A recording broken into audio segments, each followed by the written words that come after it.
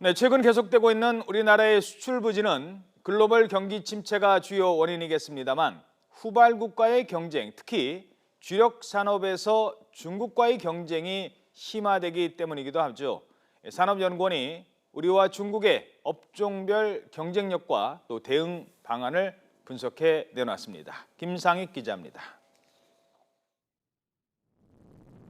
올 상반기 우리나라의 총 수출은 10.8% 감소했지만 주력 산업은 11.8% 줄어 감소폭이 더 컸습니다. 산업연구원은 주력 산업의 수출 부진이 더 큰 이유는 세계 시장 침체에 후발국과의 경쟁, 특히 갈수록 심각해지는 중국과의 경쟁 상황이 작용한 탓이라고 분석했습니다.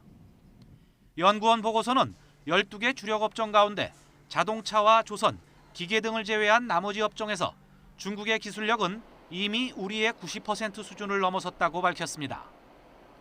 특히 철강과 석유화학, 섬유 등 소재 산업은 중국의 품질과 기술이 모두 한국의 95% 수준까지 근접했고, 반도체 분야의 경우 메모리 부문을 제외한 시스템 반도체 부문은 중국 기술 수준이 이미 한국을 10%가량 뛰어넘은 것으로 분석했습니다.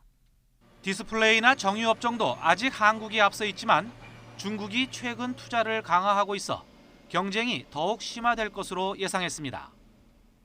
보고서는 주력 산업 중 5년 뒤에도 우리가 중국보다 경쟁 우위를 가질 수 있는 품목은 일부 고급 제품이나 핵심 소재 등에 불과할 것으로 전망했습니다. 그러면서 주력 업종의 상황과 위기 원인을 정확히 파악해 구조조정 전략을 세워야 한다고 강조했습니다. 조선업의 경우 글로벌 시장 변화와 특정 기업의 부실로 찾아온 위기인 만큼 시장 회복기를 가정해 구조조정을 진행해야 한다고 조언했습니다. 반면 철강과 석유화학 분야는 시장 자체가 위축된 데다 중국 등의 기술 수준이나 생산 능력이 빠르게 커지고 있어 생산 능력을 조정하고 신사업으로 전환하는 구조조정이 필요하다고 내다봤습니다. 자동차 업종은 경직된 노사관계나 국내 생산 입지 악화 등으로 해외 생산이 느는 것이 수출 부진의 요인이라며 보고서는 제도 개선에 초점을 맞췄습니다. 보고서는 끝으로 주력 산업 수출의 감소 국면에서 최근 전체 수출 비중의 5%까지 성장한 플라스틱 제품과 2차 전지, 화장품 등 6대 후발 산업의 성장세에도 주목할 필요가 있다고 덧붙였습니다. YTN 김상익입니다.